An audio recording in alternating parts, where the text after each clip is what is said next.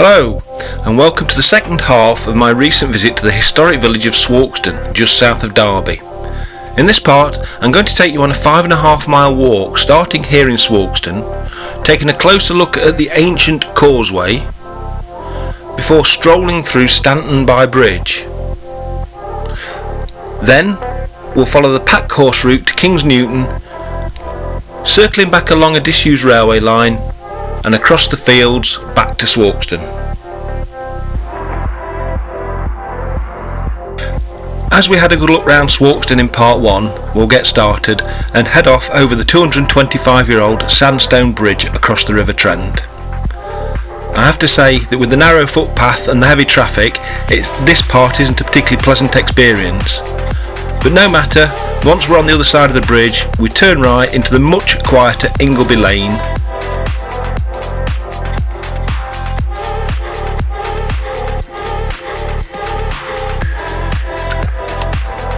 We even get to walk alongside the picturesque River Trent for a short distance.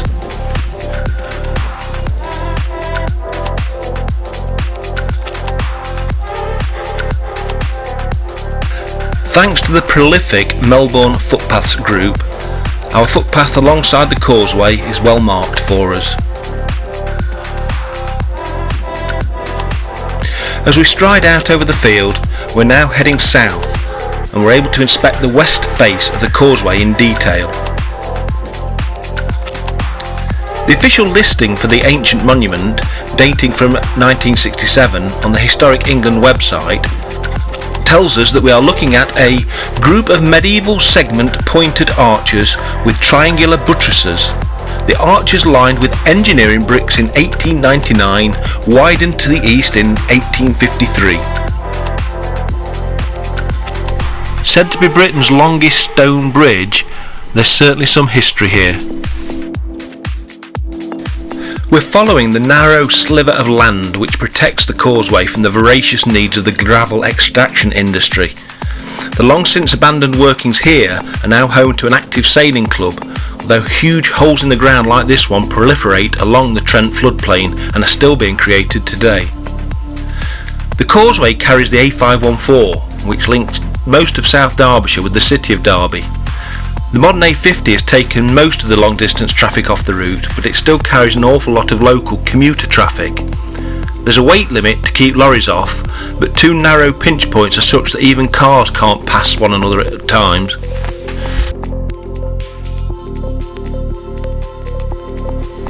On the far side of the floodplain we turn right and head west between the bottom of the slope leading up to Stanton Barn Bridge and the sailing club.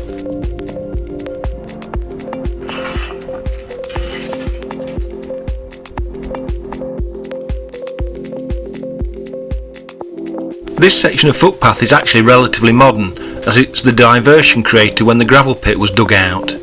We rejoin the original, more direct line of the path further along. Luckily, somebody, probably from the Melbourne Footpath group, has recently been along and cut back the undergrowth, otherwise it would have been much harder going. Here, I hope you'll enjoy some creative editing of me trepidatiously negotiating a picturesque footbridge.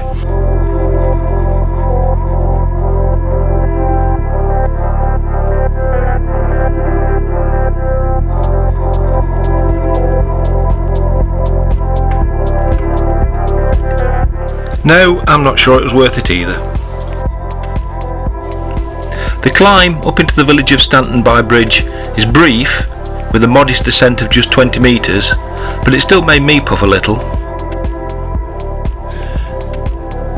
I'm sure the horses have seen it all before though.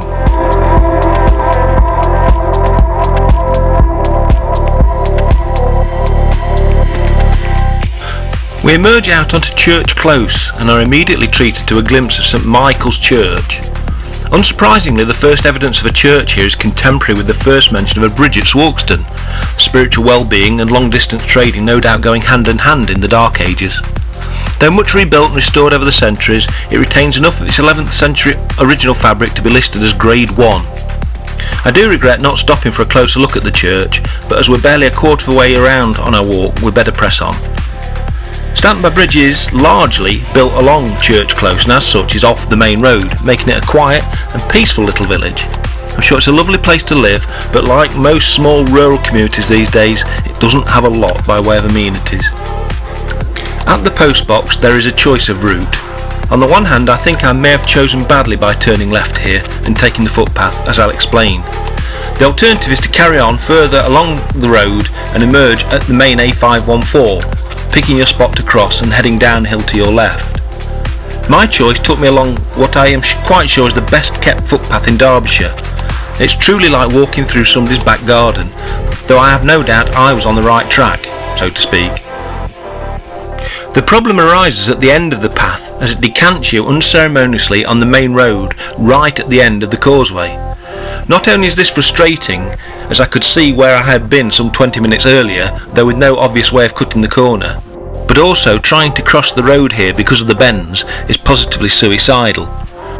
Instead, I edged along the narrow verge back towards the village and finally managed to cross safely. Having made it to the east side and dropped back down towards the end of the causeway, thankfully we leave the main road behind. Before we saunter along Ward's Lane, which is now a no-through road to Stanton Barn, let's use the drone to take stock of where we've been and what lies ahead. This area is dotted with old quarries and it doesn't take much imagination to work out where the sandstone for the bridge and causeway came from, although the scar revealed here is an excavation for a new building to be partially set into the hillside.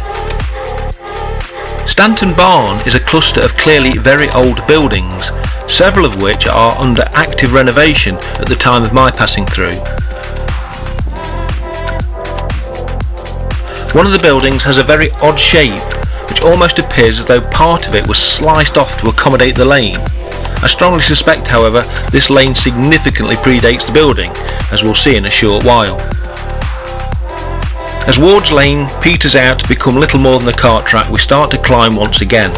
After a short burst, we are rewarded by a sweeping panorama northwards and eastwards across the Trent Valley towards the Derby suburb of Swarkestone.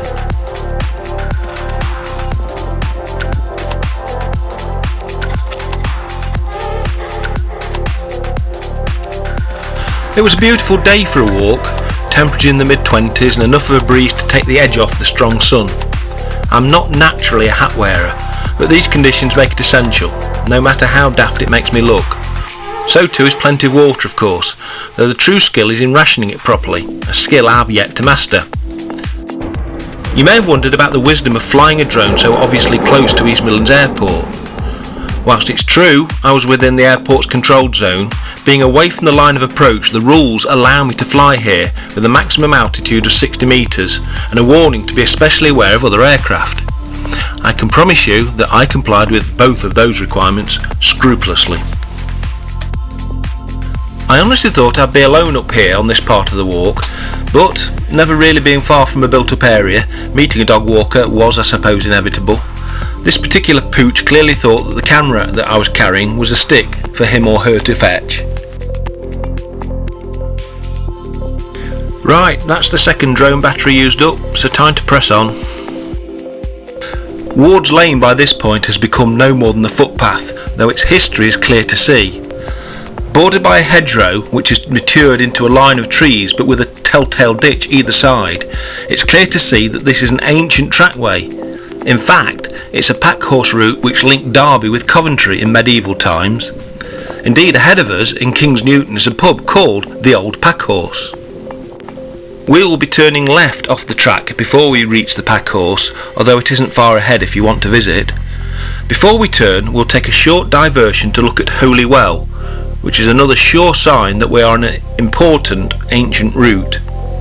The well is first mentioned in 1366 and the restored tablet declares in Latin that it was built in its current form by Robert Hardinge, a local noble family, in 1660, just after the restoration of Charles II following Cromwell's period of parliamentary rule. We ascend back onto Ward's Lane and then almost immediately turn left, although again with some unnecessarily complex editing and camera work.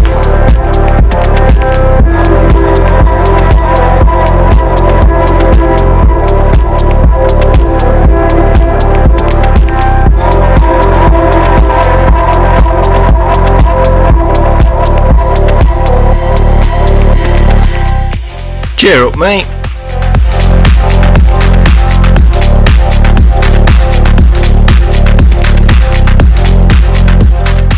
Pausing to take another breather, we again take in the vista, looking across towards Chellaston with the city of Derby beyond. We've now turned eastwards, although we need to creep slowly towards the north to join Trent Lane at Kings Newton, with a choice of several different footpaths allowing us to do so.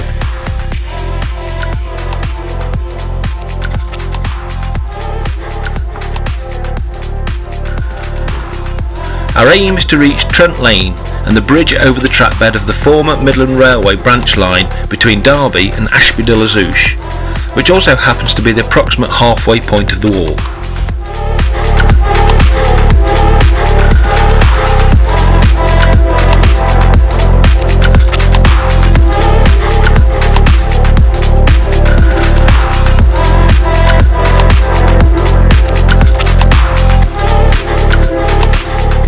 Never a main line, the lifeblood of this railway was limestone from the several large quarries beyond Breedon on the Hill. It lost its regular passenger service before the Second World War, a factor which played a part in an important chapter in the line's history.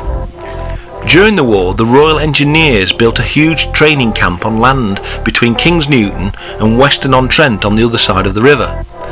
They also took over the railway and used it to teach sappers not only how to run a railway, but how to entirely rebuild it if they had to.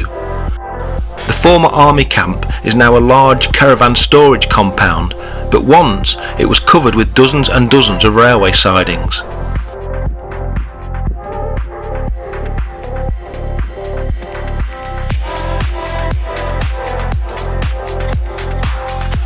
Finally losing the battle with road transport in 1982, for the last 20 years or more the Disused railway has been a cycle track and is now part of the Sustrans National Cycle Network. Heading north, using the former Derby Canal, it's possible to cycle to the far side of Derby before needing to use a road.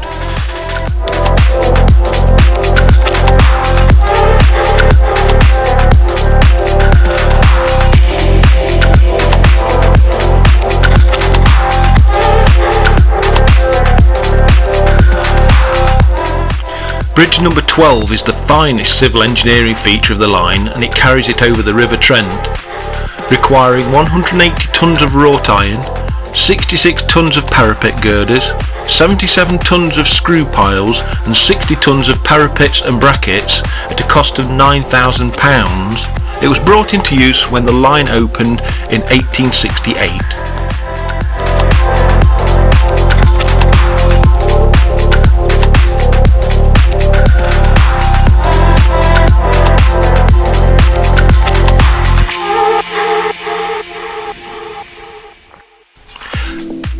The bridge was extensively renovated by Sustrans when the line was brought back into use as a cycle track, including the addition of a smooth concrete bridge deck.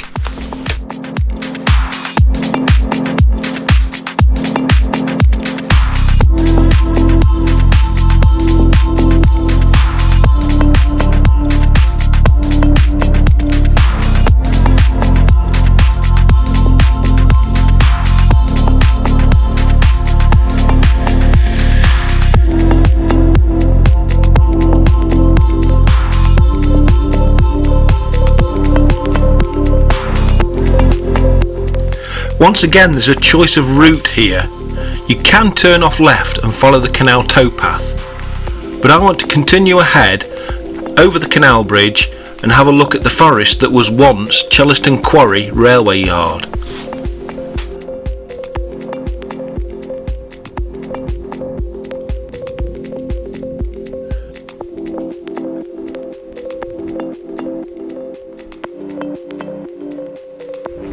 The bridge that we're now looking at carries a farmer's track over the old railway line.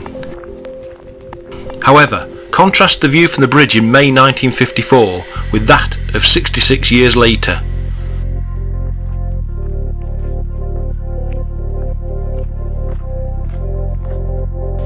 This area was known by the railway as Chellaston East Junction and is where the branch from Ashby and Melbourne meets the main line. This line is still in use, albeit as a freight-only route skirting to the south of Derby. The downside to choosing to come this way instead of along the canal towpath is that we have to walk along the road for about a quarter of a mile. It's an unclassified road but still fairly busy, and there's no footpath, nor even much of a verge in places.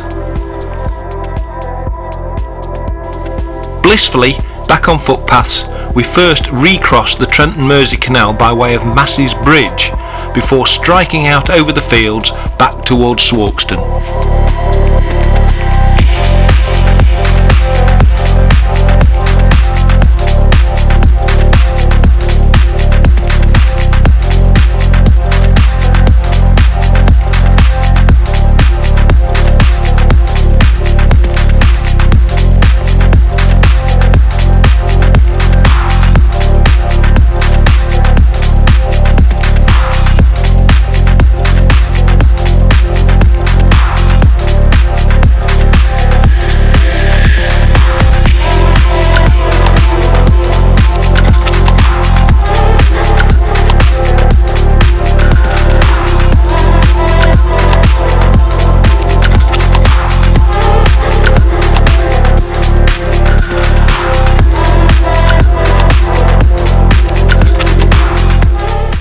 If you've already watched part 1 of this video, where we take a closer look at the village of Swarkestone itself, you'll know all about the pavilion in the grounds of the old Swarkestone Hall.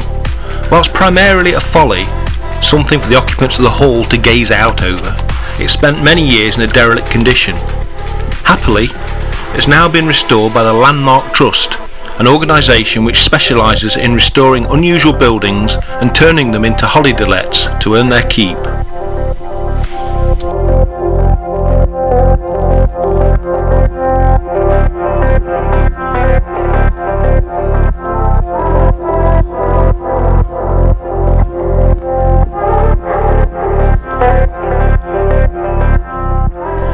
On the home stretch now, we pass the old Stanton Barn, also restored as a beautiful home, and then the walls of the original Hall Garden before reaching Swarkestone Church.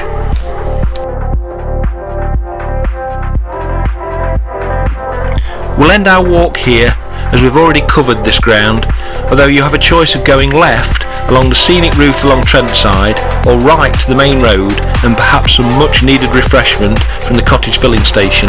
I know I was certainly ready for some rehydration at this point. I hope you enjoyed following along with me as much as I enjoyed doing the actual walk. I hope to have something similar for you to watch here in the not too distant future.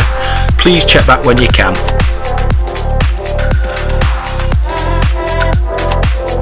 Thanks for watching, and bye for now.